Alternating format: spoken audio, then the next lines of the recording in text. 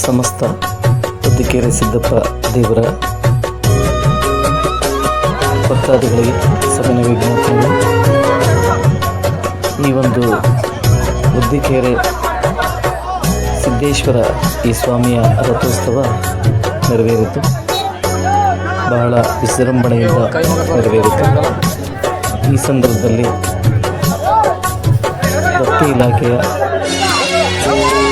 ತಹಸೀಲ್ದಾರ್ ಹಾಗೂ ಹಿರಿಯೂರಿನ ತಹಸೀಲ್ದಾರ್ ಹಾಗೂ ಸಿಬ್ಬಂದಿಗಳಿಗೆ ಬಹಳ ಸುಸೂತ್ರವಾಗಿ ನಡೆಸಿಕೊಟ್ಟು ಎಲ್ಲರ ಜೊತೆಯಲ್ಲಿ ಪೊಲೀಸ್ ಇಲಾಖೆಯವರು ಸಹ ಬಹಳ ಶ್ರದ್ಧೆಯಿಂದ ಪ್ರಾಮಾಣಿಕತೆಯಿಂದ ಈ ಒಂದು ರಥೋತ್ಸವ ನೀಡಲಿಕ್ಕೆ ಮತ್ತು ಅಲ್ಲಿನ ಸಾರ್ವಜನಿಕರ ಸಂಚಾರಕ್ಕೂ ಮತ್ತು ಅಲ್ಲಿನ ವ್ಯವಸ್ಥೆಗಳನ್ನು ಭಾಳ ಸೊಗಸಾಗಿ ಮಾಡಿದರು.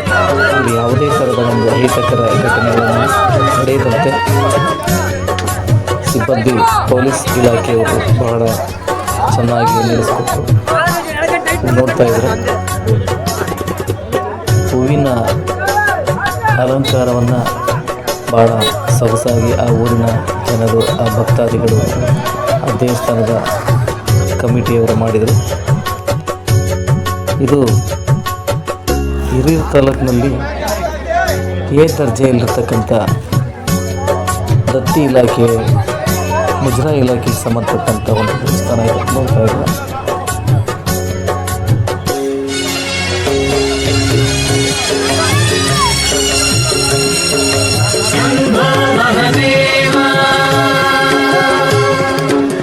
ಸ್ವಾಮಿಯ ತೇರನ್ನು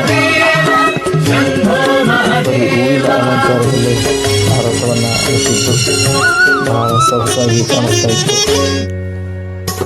ಈ ಒಂದು ಸ್ವಾಮಿಯ ಸಿದ್ಧಬುದ್ಧಿ ಸಹ ನೆರವೇರ್ತಾ ಇತ್ತು. ಒಂದು ತೇರು ನಡೀತಾ ಇದೆ. ಜನ ಕಾಯ್ತಾ ಇದ್ದಾರೆ ಸ್ವಾಮಿಯ ತೇರನ್ನು ನೋಡಲಿಕ್ಕೆ. ಎಷ್ಟು ಸುಂದರವಾಗಿ ಅಲಂಕರಿಸಿದ್ದಾರೆ ಈ ಸ್ವಾಮಿಯ ರಥವನ್ನು ನೋಡ್ತಾ ಇದ್ದಾರೆ ವೀಕ್ಷಕರು. ನೀವಿನ್ನೂ ನಮ್ಮ ಚಾನಲ್ಗೆ ಸಬ್ಸ್ಕ್ರೈಬ್ ಆಗಿಲ್ಲ ಅಂತ ದಯಮಾಡಿ ಸಬ್ಸ್ಕ್ರೈಬ್ ಪ್ರೋತ್ಸಾಹಿಸಿ. ನೀವು ನೋಡ್ತಾ ಇಲ್ಲ ವೀಕ್ಷಕರೇ, ಶ್ರೀ ಹೊದಿಕೆರೆ ಸಿದ್ದಪ್ಪ ಸ್ವಾಮಿ ಅಂದರೆ ಈ ಸ್ವಾಮಿಗೆ ಕಾಲಭೈರವೇಶ್ವರ ಅಂತಂದೇಳಿ ಹೆಸರನ್ನು ಇದೆ.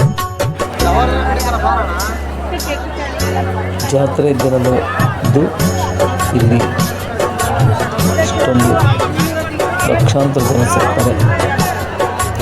ಈ ಸ್ವಾಮಿಯ ಪ್ರತಿ ಭಾನುವಾರವೂ ಸಹ ಭಾಳ ವಿಜೃಂಭಣೆಯಿಂದ ಕಾರ್ಯಕ್ರಮಗಳು ನಡೀತಾ ಇರುತ್ತೆ.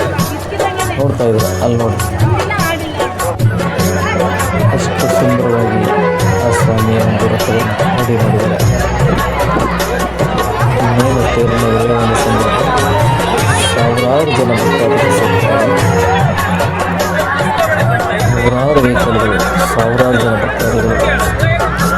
ನಿಜಕ್ಕೂ ದತ್ತಿ ಇಲಾಖೆಯ ಅಧಿಕಾರಿಗಳಾದಂತಹ ಹಿರಿಯೂರು ತಾಲೂಕಿನ ತಹಸೀಲ್ದಾರಾದಂತಹ ಶ್ರೀಯುತ ರಾಜೇಶ್ ಕುಮಾರ್ ಸರ್ ಅವರ ಮುಂದಾಳತ್ವದಲ್ಲಿ ದತ್ತಿ ಇಲಾಖೆ ಮುಜರಾಯಿ ಅಧಿಕಾರಿಗಳ ಒಂದು ಮುಂದಾಳತ್ವದಲ್ಲಿ ಒಂದು ಐಮಂಗಳ ಹೋಬಳಿಯಲ್ಲಿರ್ತಕ್ಕಂಥ ಪ್ರಸಿದ್ಧಿಯಾದಂತಹ ಶ್ರೀ ಸ್ವಾಮಿಯ ರಥೋತ್ಸವ ನೆರವೇರಿತು.